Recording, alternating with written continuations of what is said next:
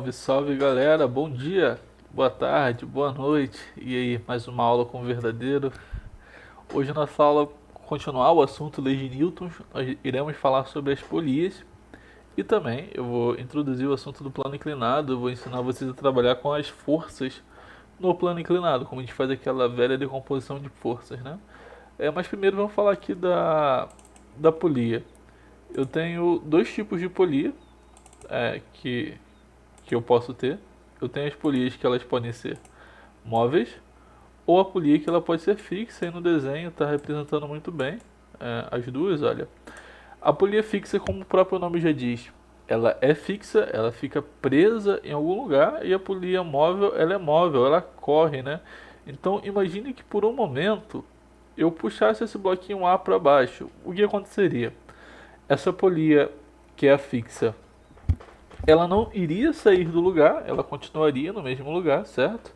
E à medida que eu puxo o bloquinho A para baixo, o bloquinho B ele vai para cima, certo? Só que ele vai para cima com essa outra polia aqui.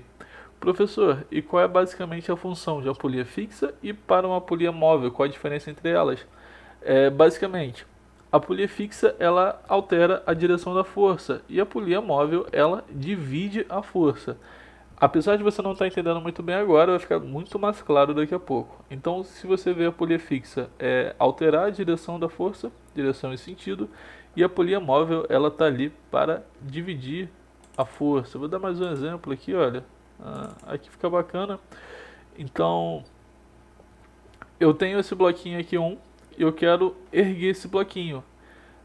Só que em vez de puxá-lo diretamente aqui pela essa corda, eu coloco uma polia fixa no teto e aumentar o desenho para ficar mais claro.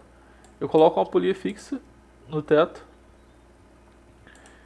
e essa polia fixa ela faz aumentar, perdão, aumentar não, mudar a direção da minha força. Então eu faço uma força para baixo, só que o bloquinho ele sobe para cima.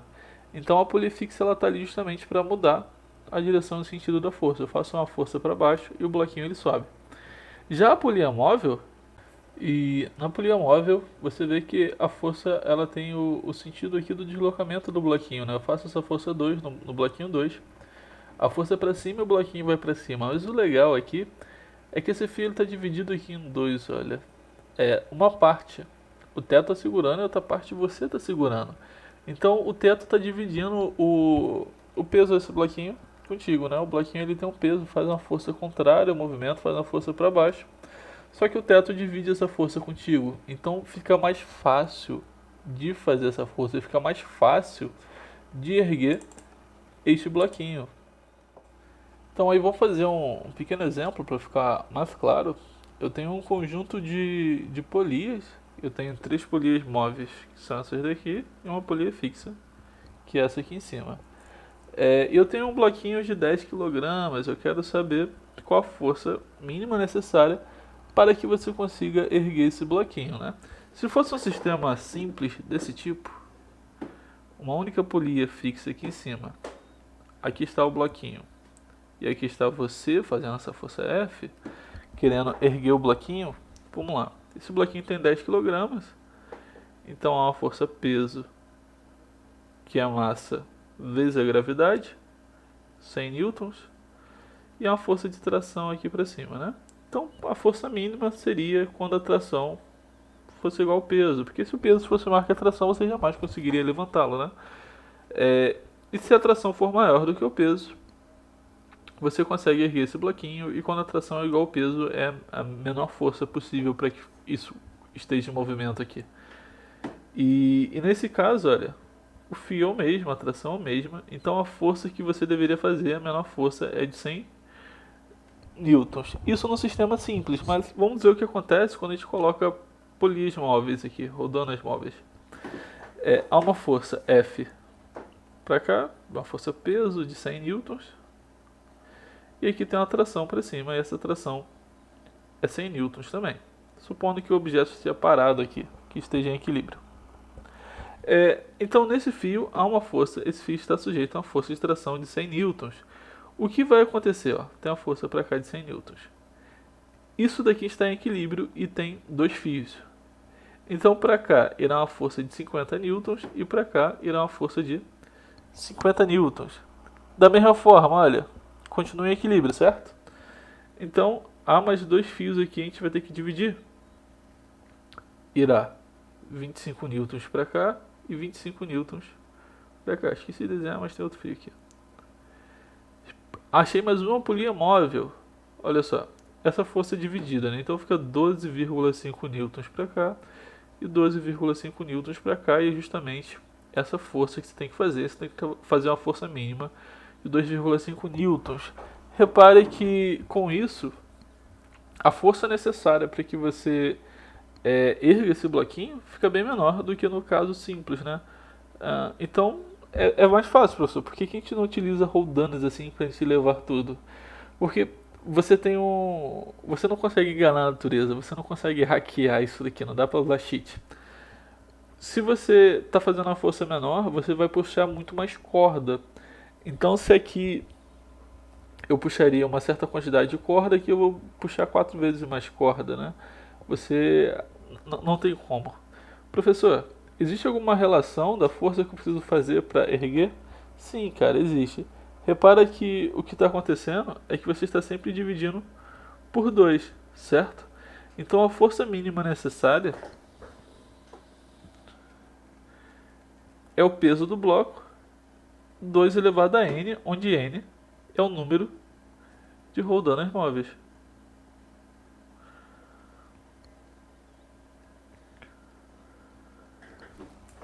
Roldanas é um assunto bem tranquilo, não tem muito o que complicar não. E agora eu vou mostrar aqui para vocês um vídeo do grande Marcelo Boaro, um excelente professor de física, demonstrando essas polias móveis, né? Então você aqui nesse sistema ele coloca uma quantidade de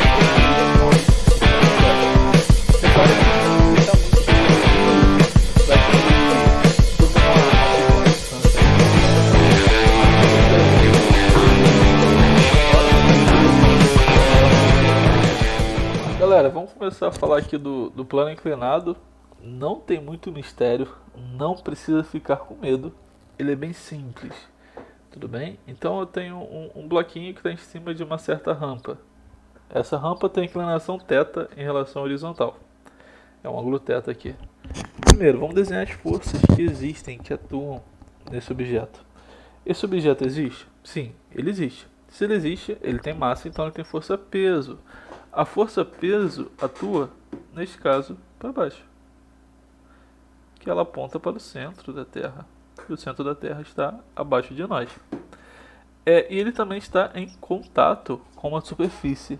Se tem contato, tem força normal. E a normal, ela é perpendicular à superfície. Então a normal está aqui, olha, apontando nessa direção. Se eu traçar uma reta aqui, continuar, ela faz um ângulo de 90 graus com a superfície. É por isso que nós chamamos ela de força normal. Então aqui eu tenho duas forças, a força peso e a força normal. Só que olha, tá estranho. Eu não consigo ter nenhuma relação aqui. Porque a força normal está apontando para cima, a força peso ela está apontando aqui para baixo. E o que eu sei, professor, é que se eu soltar esse bloquinho ele vai descer.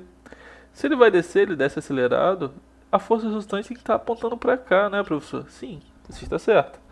Mas não dá para ver, não fica claro. Então, para ficar mais claro, a gente utiliza de uma artimanha. Eu vou traçar um eixo horizontal e um eixo vertical. Esse eixo horizontal aqui, olha, ele é paralelo à minha rampa. Eu chamo ele de eixo X. E aqui eu vou traçar um eixo vertical, que ele é perpendicular à rampa. Ele está na mesma direção aqui da normal. E eu chamo esse eixo de eixo Y. E agora eu vou decompor o peso. Eu vou decompor o peso na direção X e na direção Y. Professor, como que a gente decompõe peso? Como que a gente decompõe a força? Olha, imagine que eu coloque uma lanterna aqui, olha. Então aqui tem uma lanterna iluminando esse vetor. Esse vetor vai fazer uma sombra aqui nesse eixo. A sombra que ele faz é a decomposição dele, olha. Olha a sombra dele onde pega. Pega aqui. Então, essa daqui é a decomposição do peso na direção Y. E eu vou chamar de PY. Eu vou projetar, eu vou colocar a lanterna agora aqui embaixo. Vai haver uma sombra na direção X. Essa sombra aqui, olha, é a decomposição do peso na direção X, que eu chamo de Px. Observa que Px e Py não são forças que existem, não são forças que elas estão ali. Na verdade, isso daí só é uma artimanha, é só um macete que eu tenho para facilitar meu problema. A força de verdade é a força peso. Só que como eu divido a força peso em duas, esse cara, ele deixa de existir, tudo bem? E eu tenho só o Px e o Py. Se você for um cara mais sacana, você já viu que ali dentro tem um triângulo retângulo. Eu só estou botando assim para ficar bonitinho, mas ele está invertido, tá? Para cima aqui eu tenho Py, aqui eu tenho Px. E o peso, ele está aqui, olha. Ele é a hipotenusa desse triângulo retângulo. Então, como você já está careca de saber, existe um teorema muito famoso, que é o teorema de Pitágoras, o teorema do nosso tio Pete, que diz que o quadrado da soma, a soma dos catetos elevado ao quadrado é igual ao quadrado da hipotenusa. Então vou usar essa relação aqui, tá? Estou falando sempre em módulos. O módulo desse cateto, que é o px ao quadrado, mais o módulo desse outro cateto, que é py ao quadrado, é igual ao módulo do peso ao quadrado. E eu consigo ver outra coisa aqui também, olha. Esse ângulo θ aqui, vamos lá, duas paralelas cortadas pela transversal. Você vê que esse triângulo aqui, ele é semelhante ao triângulo da rampa, tá? Geometria. Esse ângulo θ eu posso escrevê-lo aqui dentro. E eu consigo ter uma relação com esses caras. Qual relação, professor? Olha, vamos relembrar as nossas relações trigonométricas. Seno de θ. Seno de θ é o cateto oposto sobre o cateto adjacente. Quem é o Perdão, sobre a hipotenusa. Quem é o cateto oposto? Olha, o cateto oposto é Px. Px. E quem é a hipotenusa? A hipotenusa é o peso. Px sobre o peso. Ou seja, se eu pegar esse peso que está embaixo dividindo sobre multiplicando, eu vou ter que Px é P vezes o seno de θ. É uma relação. E se eu pegar e usar a relação do cosseno, cosseno de θ é igual cateto adjacente, Py, hipotenusa, P. Eu vou ter que Py é P vezes cosseno θ. Tem macete para gravar isso daqui, olha. Isso você não precisa ficar deduzindo, não. Vai ser sempre assim. Px, pexeno. Ridículo, mas funciona. Então, Px, pexeno e Py, P cosseno. Observa que o bloquinho não afunda na rampa e nem sai flutuando por aí. E eu posso concluir com isso que ele está em equilíbrio nesse eixo Y. Ele só se move aqui, olha, no eixo X. Se ele está em equilíbrio no eixo Y, as forças, a resultante das forças no eixo Y é zero. Então eu sei que o módulo de Py é igual ao módulo da força normal. Quer dizer que a normal tem um valor, nesse caso no plano inclinado, de P vezes cosseno θ. A normal, ela possui o mesmo valor de Py. E se essas duas forças, se elas se anulam, quem sobra? Olha, quem sobra é Px. Então Px é minha força resultante. Força resultante é igual a massa vezes a aceleração. Olha, a força resultante é Px, certo? É a única que tem. E ela está a favor do movimento, então ela vem positivo. Px é igual a massa vezes a aceleração. Mas Px é P seno. Px, pexeno. Peso, massa vezes a gravidade, vezes o seno de θ, é igual a massa vezes a aceleração. Eu posso cortar massa com a massa. Então, em um sistema livre, onde não há atrito, a aceleração com que um bloquinho desce é a gravidade vezes o seno de θ. Vamos ver se isso daqui está de acordo? Você concorda comigo que quanto mais inclinada for a nossa rampa, mais rápido ele vai descer, mais acelerado esse cara desce. Então, se a rampa for mais inclinada, se o ângulo aumentar, o seno de θ também aumenta. A aceleração ela aumenta.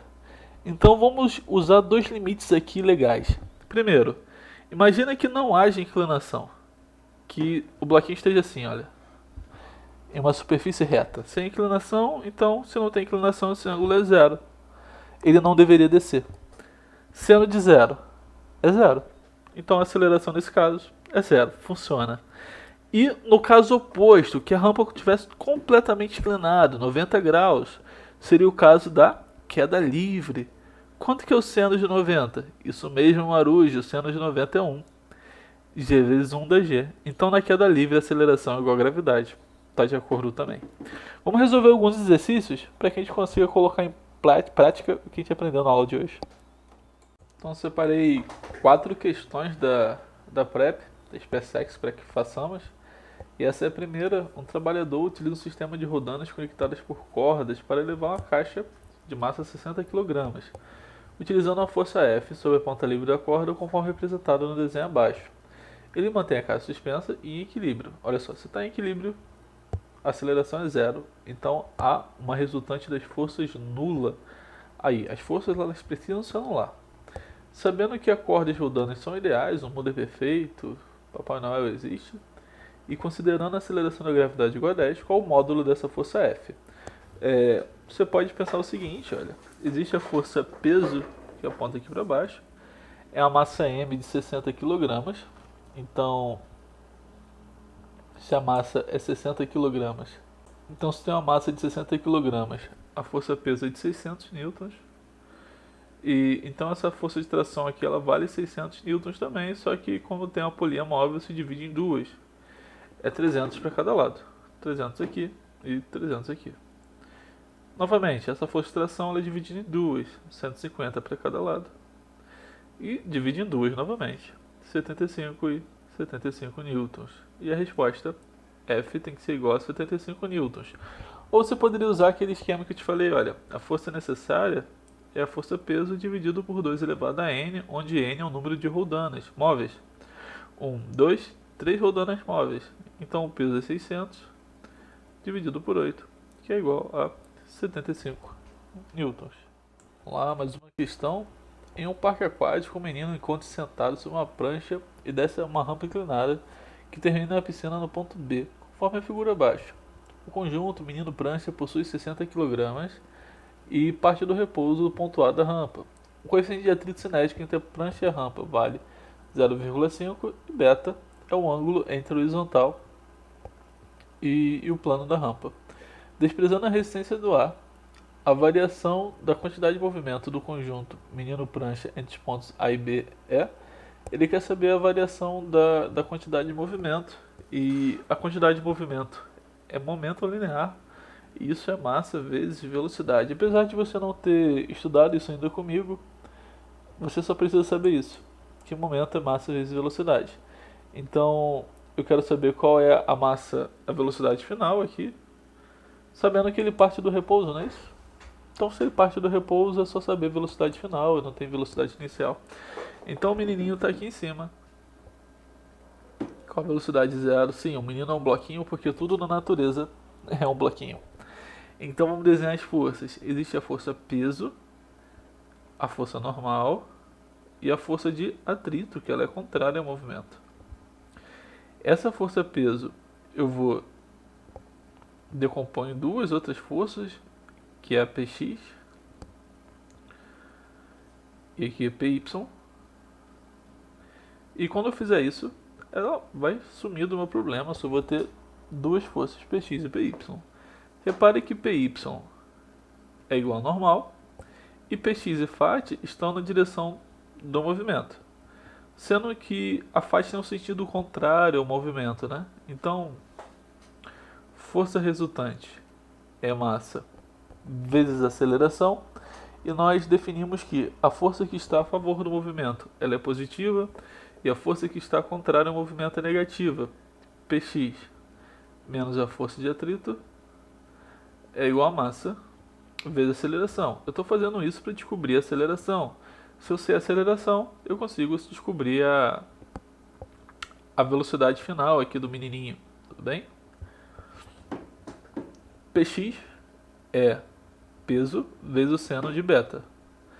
Então é m vezes g vezes o seno de beta menos fat. Fat é mi vezes a normal. Professor, mas a normal é py.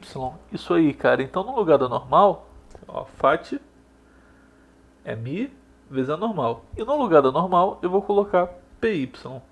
M g cosseno θ, beta nesse caso, é igual a massa vezes a aceleração, e a aceleração é o que nós queremos saber. Olha, a massa não importa, né? Vou dividir todo mundo por m, eu posso cortar a massa aqui e aqui, e agora é só substituir os valores. A gravidade é 10, o seno de beta é 0,6, menos o meu mi, eu esqueci de anotar, deixa eu ver aqui na questão, o mi ele vale 0,25, que eu vou escrever como 1/4, vezes a gravidade, que é 10, vezes o cosseno de beta, que é igual a 0,8, é igual a aceleração. Então aqui eu tenho 6 menos 8 dividido por 4 é 2, é igual a aceleração. A aceleração é 4 metros por segundo ao quadrado. Então, para descobrir a velocidade final, eu preciso saber ou o tempo que ele leva para chegar até aqui, e isso vai te dar uma conta bem demorada, ou se eu souber essa distância aqui, eu consigo aplicar a Torricelli, e é isso que eu vou saber. O problema, ele não dá essa distância diretamente, ele dá isso daqui, olha, mas é fácil de descobrir. Olhando aqui a questão, essa distância vale 4,8 metros.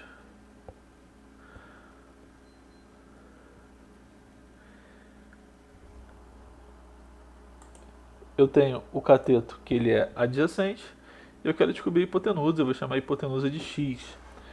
Então, cosseno de beta é o cateto adjacente sobre a hipotenusa, que eu chamei de x. Tá certo? X é a distância percorrida, o nosso ΔS. Eu vou ter que x é igual a 4,8 dividido por 0,8. E eu vou dar uma roubada aqui, vou usar a calculadora. Espera um pouco aí. Por quê? Porque sim. Isso dá 6 metros. Então a distância total percorrida é 6 metros. E ele parte do repouso. E tem aceleração de 4 metros por segundo ao quadrado. Depois dele percorrer 6 metros, qual vai ser a velocidade dele? Repare que se eu falar de tempo aqui, eu complico muito mais a história. Então vamos trabalhar sem tempo. Vamos usar a Torricelli. V ao quadrado é igual a V0 ao quadrado mais 2A vezes ΔS. A velocidade inicial é 0, não preciso colocar.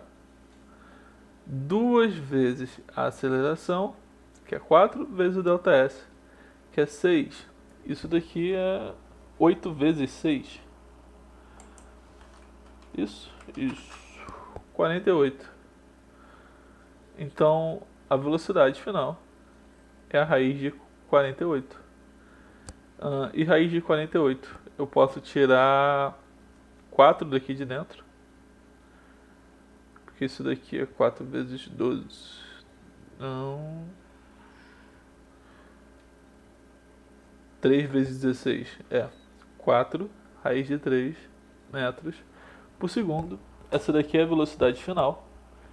E ele não quer a velocidade final, ele quer o momento final, né? O momento é massa vezes velocidade. O momento é 60 vezes 4 raiz de 3. O momento vai ser 240 raiz de 3. Então a questão é essa, apesar dela ser um pouquinho complicada, é só você respirar, que no final dá tudo certo. Vamos lá, nossa última questão. Um bloco A de massa 100 kg sobe em MRU Então, talvez essa seja a informação mais importante aí do problema. Se ele está em movimento retilíneo uniforme, não há aceleração. A aceleração ela é nula, a aceleração ela é zero. Então, eu já sei que as forças aqui elas têm que se igualar, elas têm um equilíbrio. Porque força resultante é massa vezes aceleração. Se a aceleração é zero, força resultante é zero. Então, deve haver um equilíbrio de forças. Um plano inclinado que forma um ângulo de 37 graus com a superfície horizontal. O bloco é puxado por um sistema de rodanas móveis e cordas, todas ideais, o mundo é perfeito, e coplanares. O sistema mantém as cordas paralelas ao plano inclinado, enquanto aplicando a força de extremidade F na extremidade livre da corda, conforme o desenho abaixo. Todas as cordas possuem uma de suas extremidades fixadas em um poste que permanece imóvel quando as cordas são tracionadas. Sabendo que o coeficiente de atrito dinâmico entre bloco é 0,5, qual a intensidade dessa força F? Então tá aí o desenho. Essa questão é maneira porque ela une dois assuntos que nós vimos hoje, que são as polias e o plano inclinado. Ela não é muito difícil. Vou te mostrar qual o jeito mais tranquilo de fazê-la. É o seguinte, está aqui o desenho. Claro que o desenho é muito mal, mas em vez de me preocupar com essa força F, primeiro vamos me preocupar com essa força aqui, olha, essa força de tração. Existe uma força de tração aqui. Pois, se eu descobrir essa força de tração, é só dividir por 2, 3 vezes, ou seja, dividir por 8, que eu vou achar essa força F. Sem mistério. Vamos nos preocupar agora com o bloquinho. Existe a força peso, que aponta para baixo. Existe a força normal, que é perpendicular, aqui, tudo bem? E se o bloquinho está subindo, tem a força de atrito, que é contrária ao movimento. E para cá, a nossa força de tração, que é quem eu quero. Observa que esse peso eu vou decompor em dois. Eu vou decompor em um Px e um Py. Py é igual à nossa força normal. E o peso morre, né? Ele já sai da jogada. Py é igual ao normal. Py